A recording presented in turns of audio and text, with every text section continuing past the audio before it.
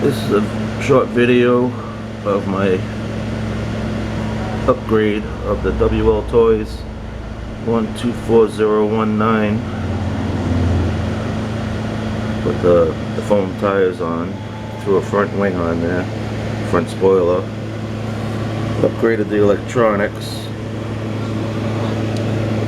don't know if you can read that. It says 120 amp or whatever it is. Yeah. I put a fan on the motor for the hell of it. There's the larger wing in the back. And I put these side wings on. This is actually from an old Wi-Fi unit. Those are the antennas. And I'll show you what happened to the body. I painted the body black. And as I was drilling, I forgot I had a battery still in there. The battery caught on fire and melted the side of the body. So they're not identical anymore. Still fits. I modified it, put like a scoop where the fan goes. Cut a little notch in there too for a little extra air.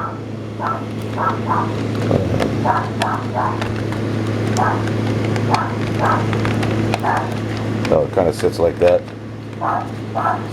Fits alright once it's all pinned in.